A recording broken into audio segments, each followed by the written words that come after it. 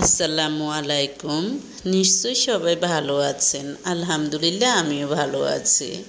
আজকে আমি আপনাদের সাথে শেয়ার করব আপনি জবানের দ্বারা অর্থাৎ আপনি আপনার মুখ দিয়ে কিভাবে গুনাহ করেন এবং গুনাহের ফলে আপনি দেখা যায় যে কোন ধরনের শাস্তি পেতে পারেন এবং এই গুনাহ না করলে আপনি যে ধরনের শাস্তি থেকে রক্ষা পাবেন।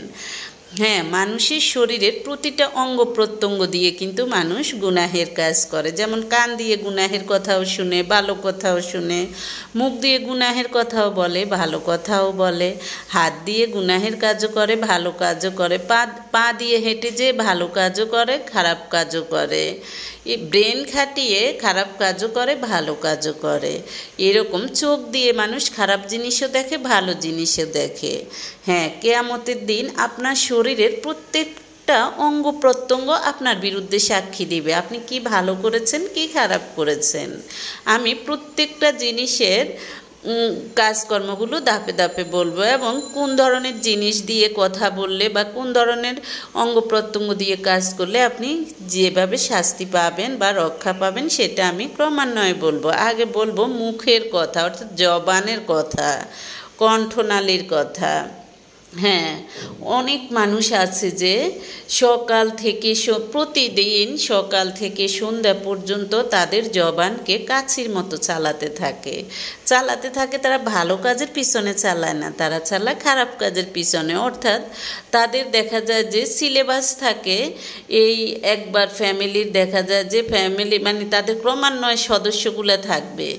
একবার হলো এইদেরকে নিয়ে, আবার ওদেরকে নিয়ে, আবার ওদেরকে নিয়ে, অর্থাৎ বিভিন্ন জনকে নিয়ে তাদের পার্ট থাকে। দেখা যায় যে এক বছর করবে অমুক মানুষকে নিয়ে, আরেক বছর করবে আরেকজনকে নিয়ে, তাকে নিয়ে ক্ষান্ত হওয়ার পর আরেকজনকে নিয়ে, মানে তাদের সিলেবাসের হয় না, কমপ্লিট হয় না তাদের সিলেবাস।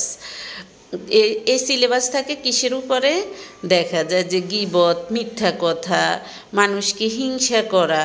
হ্যাঁ, জবান দিয়ে মানুষ এগুলো করে থাকে। সকাল থেকে সন্ধ্যা পর্যন্ত এই ধরনের কাজগুলো করে থাকে, প্রত্যক্ষভাবে, পরোক্ষভাবে, সরাসরি, মোবাইলে। এর উপর কোনো ধরনের বাধ্যবাধকতা নেই, মুখে যা আসে তাই বলতে থাকে। এই পদ্ধতি ভুল।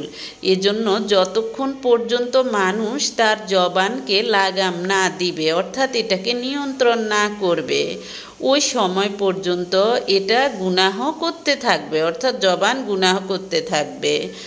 মনে রাখবে, হাদিস শরীফে রাসূলুল্লাহ সাল্লাল্লাহু আলাইহি সাল্লাম বলেছেন, এই ধরনের মানুষকে উপরমুখ করে জাহান্নামে নিক্ষেপ